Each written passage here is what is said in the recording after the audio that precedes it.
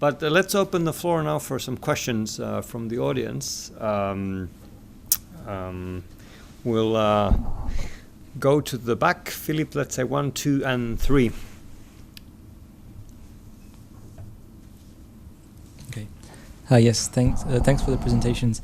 My question relates to Hari's question, actually, but in terms of when you see new countries joining the agreement or negotiations, rather, do you think you would see the number of products included in negotiations increase or rather decrease, as countries might also want to remove certain products which might they want to keep, domestic protectionist measures over, for example? That's the first question. Let's maybe group the 3 questions together and then. Thank you.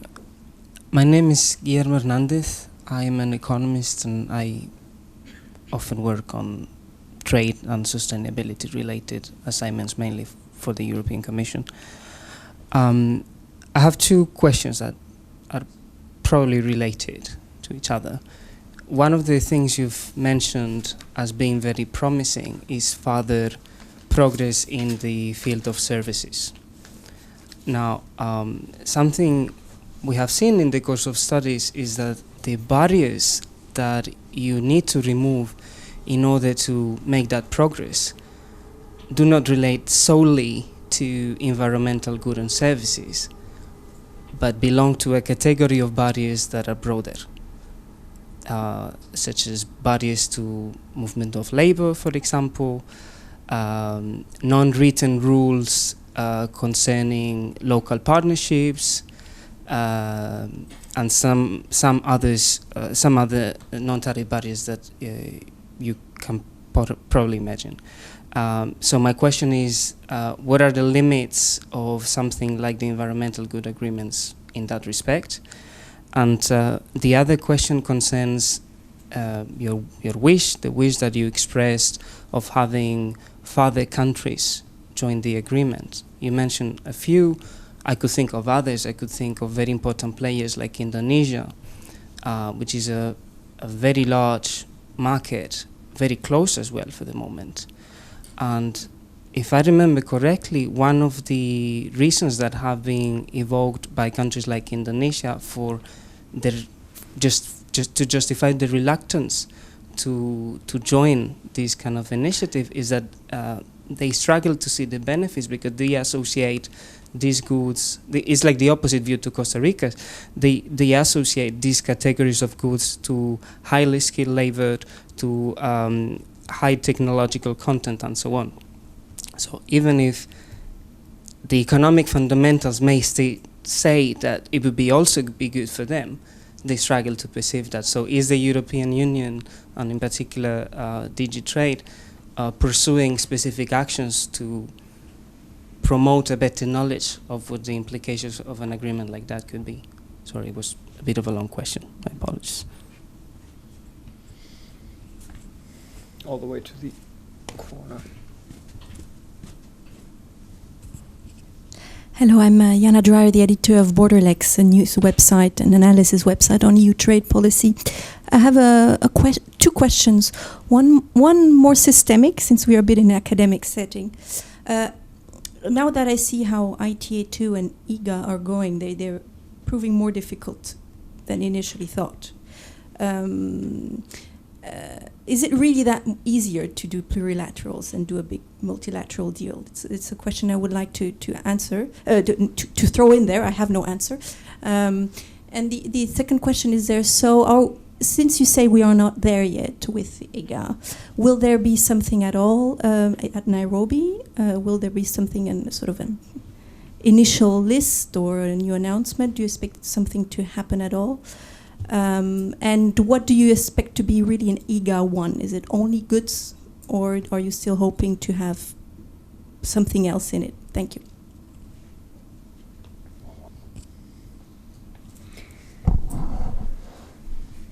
Good. I think on the first questions on the scope services, I can pitch in on this last one, but perhaps you can start with the first questions. So the first question is, can you add or subtract products? I mean, for the moment, it's still a negotiation. So when Turkey, Iceland, and Israel joined, they added their own products, but of course they are also against some other products that were already discussed, and they are part of the negotiation, so the influence of the final outcome. I think there has to be a distinction between if you joined in the process of the negotiation or if you join once the list of goods is agreed. If you decide to wait and see, and I think some countries are in this position, then you will not be able to reopen the negotiation outcome. You will have to agree to that, but you can add in the future products. You won't be able to remove products in the future. That's not the objective. Once we cut the tariffs, we will bind those tariffs in the WTO, and then I'm sure he can better explain. It's extremely complicated to revise that. So that's not the objective. We often get the question, what happens, of course, if you think today that something is environmental and tomorrow is not environmentally beneficial in terms of if the decision by scientists is. We are trying to be neutral as much as possible in terms of choosing one or other technologies. When we look into energy efficiency, we always look at best in class. We're trying to say a certain level or above. So we are trying to make it future-proof because indeed it will be more about adding than removing products. The question on services, I think was a question of what does it mean? Is it really a trade or a domestic issue? Well, they are interrelated, of course. The objective on EGA is not to reopen the broader services negotiations. I think there are other forums for that. There is TISA, the Trade in Services Agreement negotiation. The objective was to see whether we could have an opportunity to break the silo approach, because in the WTO you have goods and then you have services negotiators, and those are different people, they are different words, they use vocabulary that they don't understand each other, but the reality is not like that. If you talk to a business and you say, what are you selling? I'm selling another solution. They don't distinguish between the good and the service.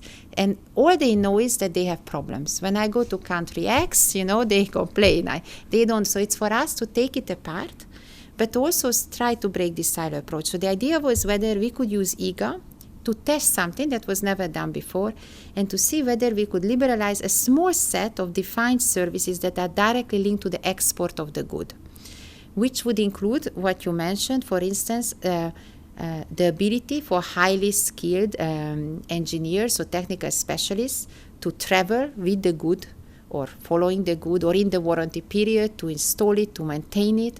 It may include the service to then remotely monitor the performance of the equipment. We heard from companies who operate wind farms. They, believe it or not, even in the EU, sometimes they have a problem. They have some wind farms off the coast of Portugal, off the coast of I don't know whom, and they are in the third country, and there are a lot of barriers to even transferring some of the information. So we are thinking whether there would be a way in EGA to deal with that specific type of service, the service related to the export of the product.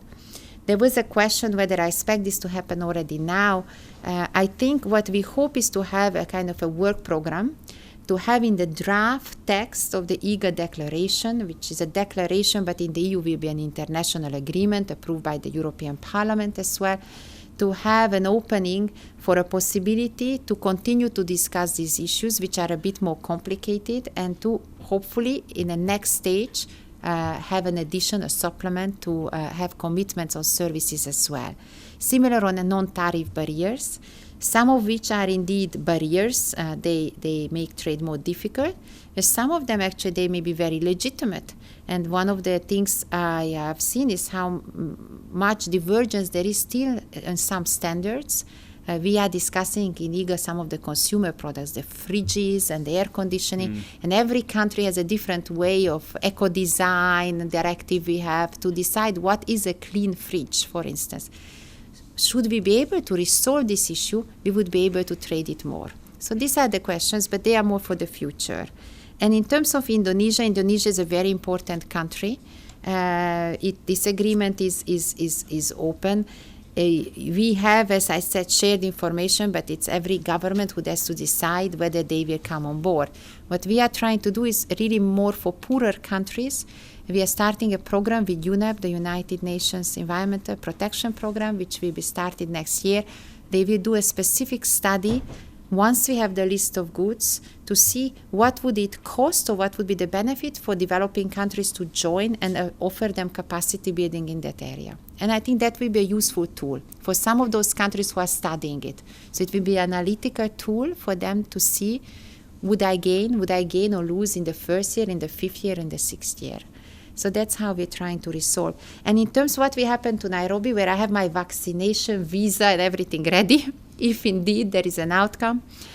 But as I said, I think we will need more time. Whether ministers will welcome progress made or whether there will be a reference to in the DDA declaration, I cannot say. Those negotiations are still ongoing. Indeed, a significant progress has been made, so I would hope that's the case. But if that's not the case in Nairobi, I'm sure there will be the case in Davos or in the G20 meetings next year. There will be another opportunity. Very good. I might just add on the question of the scope and in general. You mentioned life cycle assessments and really this notion of using the scientific means to really prove and analyze and then prove the environmental qualities of the products that you will include in the scope of the agreement. And this seems to be an important point in the bigger, on a higher level, because in fact otherwise, of course, if you do not do that properly enough, you will the effectiveness in practice of the agreement will be reduced. So to say this differently, it seems that, like you said, it's the future. One needs to expand the analysis, include not just the product, but in fact the upstream, downstream, and the services around it. It's a whole. It's difficult to analyze that, but at the same time, it's a necessity, because that's the only realistic way of really seeing what these impacts are. They can be so diverse and they can be so fundamental in just another phase of the life cycle that falls out of the actual narrow scope of the usage, that the environmental agreement in a way doesn't, in fact, from an overall environmental perspective, provide optimal outcomes. So I think that's really challenging. And it's the same, I might add, it's the same challenge, of course, in general in trade regimes, that when you are talking about looking and assessing environmental standards against trade rules and their justification, to do that properly, you really need to understand there also the full scope, the full life cycle of these rules as they are in place, not just look at a certain specific aspect of the rule, but rather the whole of it, and that's equally challenging. So from the dispute settlement to the actual agreements as well, similar questions prevail. But let's go to the to other questions. I may just add one thing. You mentioned the question on the multilateral versus plurilateral agreements, and I think that's an interesting, never-ending debate. Also, is it helping or is it distracting?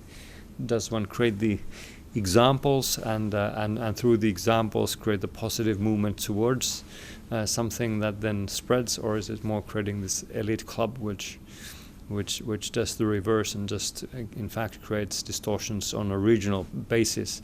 And I guess here what you told about the mechanism of expanding EGA is interesting, because EGA has through its, at least currently as it's being negotiated, there is still scope for in fact enlarging it perhaps more flexibly than let's say, for example, a regular trade regime, which is both wider in scope and more complex and in some senses. So perhaps this is the moment to indeed try to get as many on board as possible to and therefore create this snowball effect towards more multilateralism from what is being currently created. Other questions? Yes, let's go to the front row. Thank you very much. My name is Wolfgang Pape. I'm associated with SEPS, formerly in the Commission myself. I see here on your brochure the solar panels being mentioned, at least a product for the solar panels. On the other hand, we had the solar panel issue with the Chinese. I see somewhat a conflict here. Is there a change in the public interest in anti-dumping? Will that come back now, or is this more or less overcome and we see it now in a wider context, that this conflict between trade and the environmental protection is clearly in favor of the environmental protection in this case? Thank you. Mm-hmm. Other questions? Max? Yes. Max Jansson here from the IES.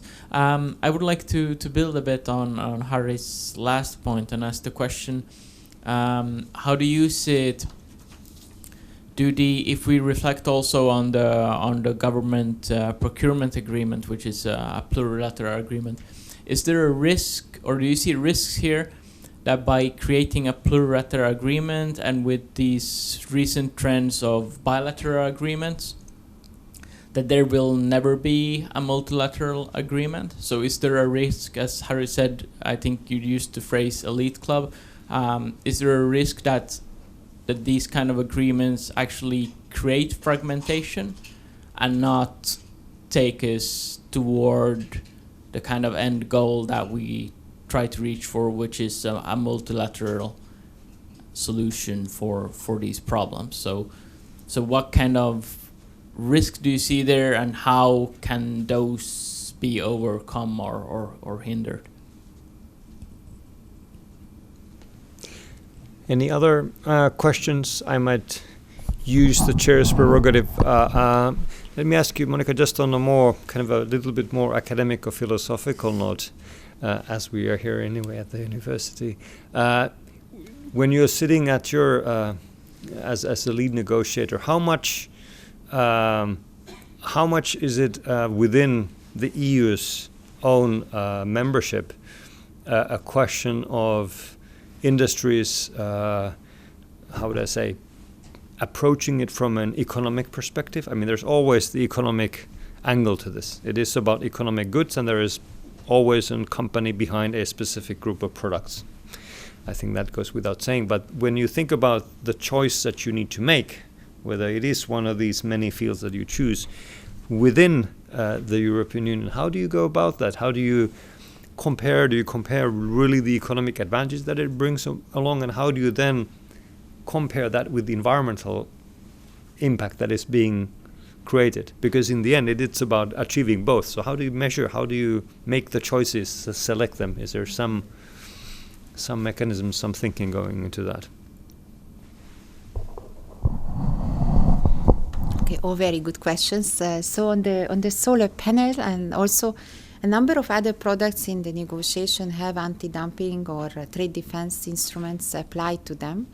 And we have made a distinction, and we continue to make a distinction of lowering the MFN duties, so the duty rate that is bound in the WTO, versus any anti-dumping or trade defense measure. That's the case for solar panel as well. I think that what we are trying to do here is a long-term objective to cut. By the way, we have zero duties on solar panels in the EU, so it's more like cutting the rates in some other countries of this negotiation. We think overall that will be benefit. That does not change our view that in case we deem that there is an unfair trading going on, that eventually will be detrimental to a competitive environment, that will lead to consolidation, probably higher prices, and eventually higher cost for that technology, which will mean that it is going to be less used and has benefit less the environment. So that logic is still holding, that the objective of these trade defense measures is to have a level playing field, fair competition and fair trade, and that does not change just because we believe these are good products. But your question is of course well justified, because I know, and I'm not a specialist in the field, that there is always kind of an EU interest test in those procedure. And whether one day somebody will look and mention IGA as part of the justification, I don't know. But it is two separate tracks, and we want, and we will keep it that way. On the plurilaterals, I think one has to make a little bit of a distinction of the type of plurilateral we are talking about. So the GPA you mentioned, also TISA is a closed plurilateral that the benefits apply to each other, so those who I mentioned. IGA and ITA is fundamentally different. We see it as a plurilateral for now. It is basically a group of countries who show leadership.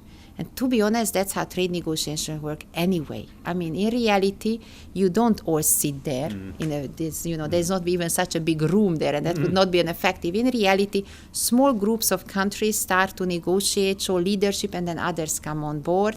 It's just that this is started, if you wish, not within the WTO framework, outside, brought back. But as I said, the tariffs will be cut, not only vis-a-vis the countries who are participating, but to all WTO members. So the benefits will be multilateralized as soon as that is bound. And I do believe that this sort of agreement strengthens the WTO. I'm not here to talk against the other agreement. They also have a role to play, and I think the GP and TISA have a role to play of, again, being a bit more innovative and going further than one could do, and eventually, hopefully, bring that spirit into the WTO. The economic perspective and how we discuss within the EU and business which product. What surprised me when we started this negotiation, to be honest, how little interest there was from businesses. We were out there saying, we're going to do IGA, we're going to save the world, and come forward, bring your product. And they were kind of looking at us, who are these people, So there was in the beginning, to be honest, there was not that much interest from EU industry. Some of them, because maybe they didn't understand it, some of them didn't believe it, they thought this was tried before, this is never going anywhere. Some of them, because they are indeed concerned of a discrimination, saying, okay, if I'm a chemical industry, or even, I'm the lighting industry, and you include one type of light bulb and not another, are you giving some sort of a extra credit and appreciation for that product? So it is not that easy sometimes for an integrated company to support this. What has been interesting is those who have come actually much more forward are often SMEs who have a niche product and who face barriers. So we have, it was not just the EU, but dye solar cells. I learned this is an alternative technology for solar, and it's a very innovative. It's a few SMEs in Australia. They see this as an opportunity. Now, of course, once we have started really to negotiate, bigger companies also woke up. They are also on board. And it is clear that they see an economic opportunity, especially in the countries where there are still high tariffs and we would like to export. Although I would also say that some of the larger companies often are already established on that country. So to be honest, they are less interested in the trade negotiations because they have already invested there. So they are actually sometimes exporting from that country to the EU. So it is an interesting game. How do we judge? Well, we make some judgment calls, and we are not always popular with companies or member states even, because it has to be, as any negotiation, a balanced agreement. I think that if a product is indeed clearly credible, if the tariffs are not prohibitingly high, I think there is no reason why we should exclude that from the negotiation. It is clear that there are some other products where there may be some issues of adjustment, and that's when staging comes in, and there will be eventually staging negotiation. Sometimes you may need more time to do that because you need to restructure the industry. There may be some jobs involved. So I think it is a bit of a question of balance. What is also interesting to see, of course, how sometimes purely business and commercial objectives are hidden behind environmental reasoning, and people get very innovative in some cases, but that's a part of a trade negotiation, of course. But overall, I think, should I say that the DG Environment has participated, for instance, in each and every negotiation as part of my team, and it's the same for other countries. So we have the environmental agencies there, we have the forestry agencies, there are some wood products who actively participate and give strong views on the products. Very good. I was thinking about the scope issue and the question on the on the countries that are involved, and I guess you said yourself that when you look at the current list of countries, it's not the obvious group in a way. It's an interesting mixture already as a starting point. So maybe that gives some hope for the idea that it will in fact have a better chance of expanding than if it was just, let's say, certain G8 or some really classic developed country group. So maybe the diversity of the group itself speaks for an approach that hopefully is broader. Good. Any other questions? Let's go to the back. One more round still, and then we'll finish there. Yes. Expert in trade and environmental stuff, if I can say it also. I have one question globally. The banking system, will those actors play a goal there inside? I will say was the opportunity for the banking system. The second question that I have is about the carbon contract and certification. Are they also recognized there inside? If yes, when? Because we have the supply chain management in full agreements, so it's connected. We are speaking now about the TTIP trade agreement and the CETA. What's about there inside? Are there cooperation still going on? Or thank you.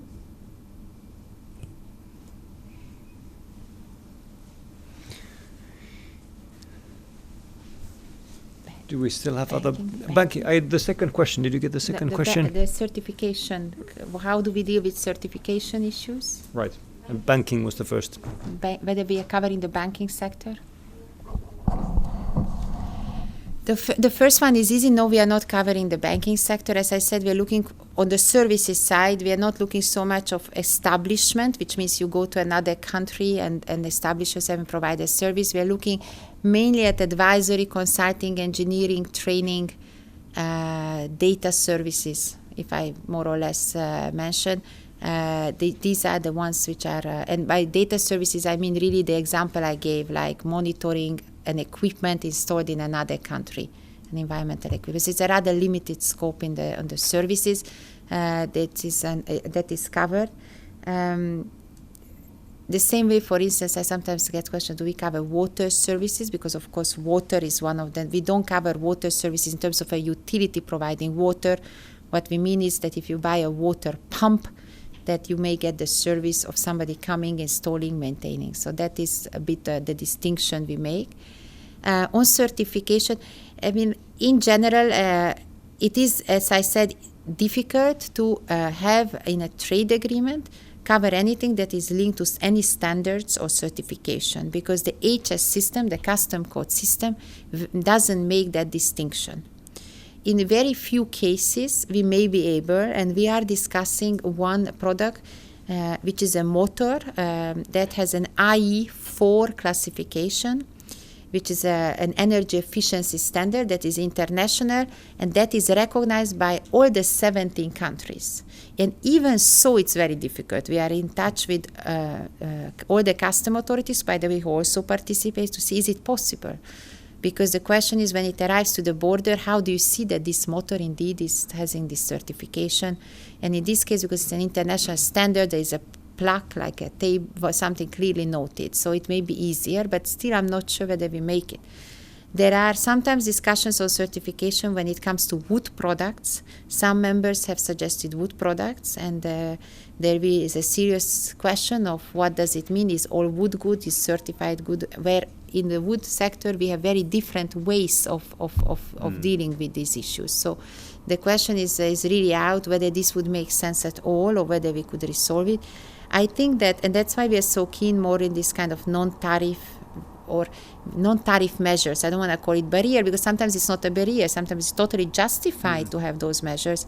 Whether in this negotiation we could use the platform of these like-minded countries to work on some of these issues. Because again, if one day we would be able to agree on how do you certify these things, that may allow us then to make this distinction. But today, there is, for instance, there is no multilateral environmental agreement today on forest or wood products, which is a real gap when you look at the MEAs in the world.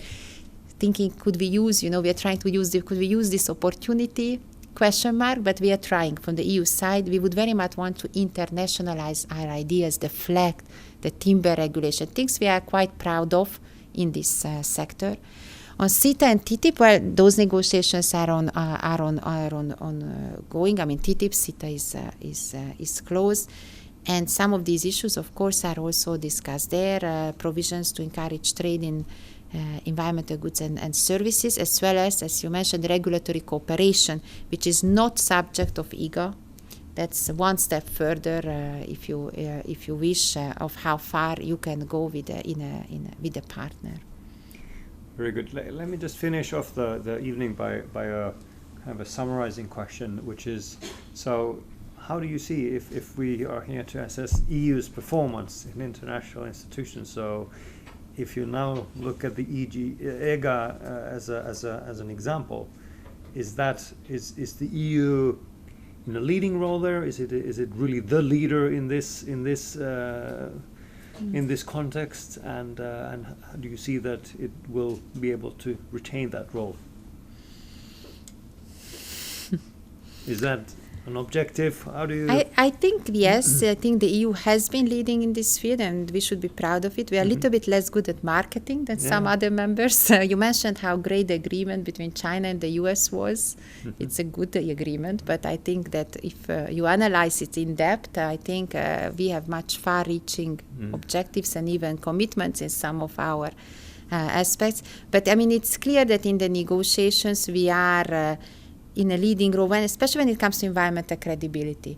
I do see that many members of the negotiation wait for us to judge a product, whether it's good for the environment, because they always tell us we believe the EU. If you say this is a good, if DG Environment says that, if your aspect say that, then we also go back and talk to our environmental ministry. So on the environmental credibility side, clearly, we are in on the lead on that. And I think what I think should hopefully happen, and where is that these sort of agreements need to be promoted even at higher political level, including from member states.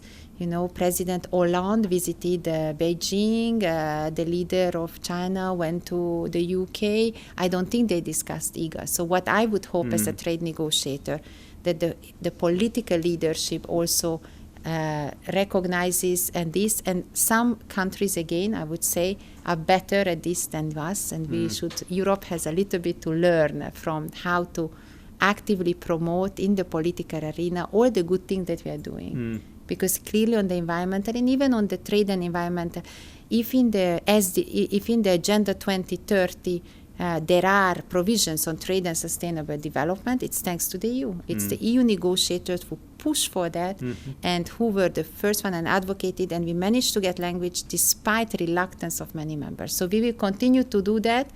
We are a little bit low profile, but I do believe that Europe continues to be leader and should be proud of what we can achieve. Very good. So we will just highlight and end this by saying we are doing fantastic job in this IGA, and we are great in that. But it was fantastic. I know I'm not exaggerating, but just saying it's fantastic to have you here with us tonight. I want to much appreciate it, and we hope to see you again. And let's see. We wish you all the best of luck in the rounds to come in the negotiations. We're looking forward to the achievements of Europe and EU in this context. Thanks very much. Thank you. Thank you for all of you. Thank you.